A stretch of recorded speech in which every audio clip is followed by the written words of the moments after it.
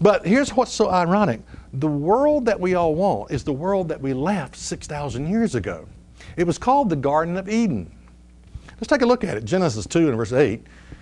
And the Lord God planted a garden eastward in Eden, and there he put the man whom he had formed.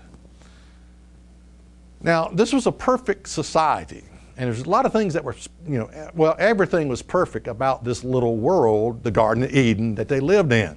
Genesis 2 and verse 6 says, But there went up a mist from the earth and watered the whole face of the ground. In this environment, it was a little bit different. There was no storms, there was no lightning, there was no hailstorms, there were no floods, there were no tsunamis, there was no hurricanes, no tornadoes, no fault line. It was the perfect place.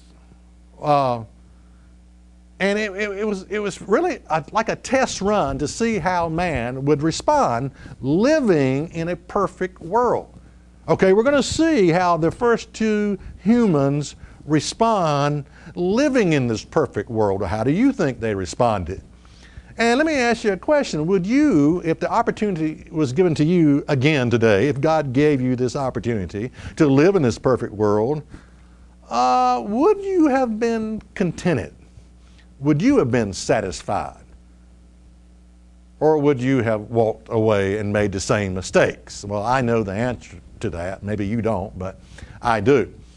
We would have made the same stupid mistake if the opportunity was given to us today to live in this perfect environment, this perfect world.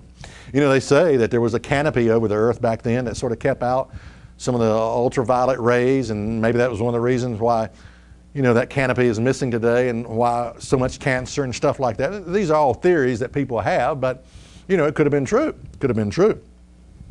For one thing for sure, there was no pain, there was no suffering, there was no infant mortality, there was no cancer. And man, get this one, man could live forever if he chose properly. Now, you can't beat this. You can't. This was a perfect society, a perfect environment. This environment was so perfect that the first two humans, Adam and Eve, could go around naked and not get a scratch on them. Think about that. What would happen to you if you ran to the woods naked today?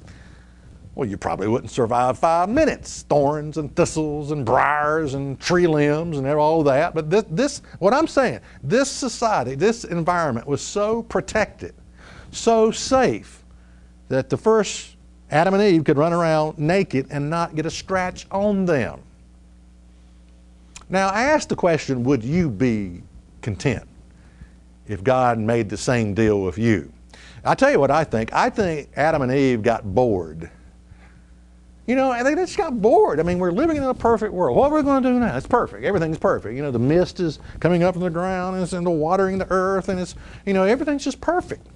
And I'm getting bored. I want some excitement around here. And I think they got bored, and they wanted to experience good, but they also wanted to experience evil.